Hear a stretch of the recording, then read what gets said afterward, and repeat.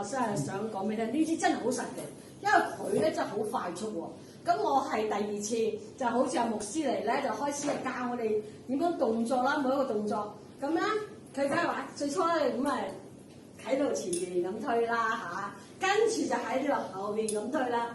咁我咧其實咧之前咧大概係2年幾前咧，我呢個膝頭哥咧就係受傷嘅跌親嘅。咁咧我係踩唔即係隻腳啊，係踩唔得咁樣嗰啲即係嘅單車咁嘅，轉唔到嘅。咁我嗰日咧喺公園度，佢就開始做呢個動作啦。咁我咧就做喎，但係我唔知點解我因為我成日買慣餸㗎，我成日做家務㗎，我都幾大力㗎。我咧就無啦啦大力啲噃，哇見咁好啊！點解我一下落去咧咁樣錯翻嚟，自己咁痛嘅？原來點咧？原來咧好神奇，我唔知㗎，哇咁痛！我心話咁痛唔好做住咋。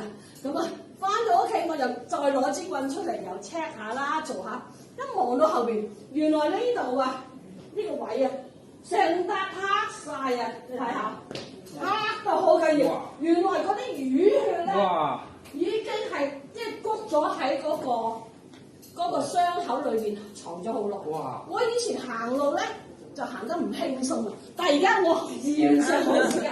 仲有我隻腳可以咧遞到好高嚟㗎，哇！遞到哇神奇嘅，我你燒遞到。我以前就係咁嘅咋，哇！你係咪好神奇，好快速喎？跟住我仲，佢話咁得意嘅，我睇到原來咁輕鬆，我於是咧買完餸之後喺個公園度見到有嗰啲踏板啊，我走埋去試下，我踏到啊！哇，好開心啊！所以咧，我第日我相信我係可以踩翻單車，因為神奇啦！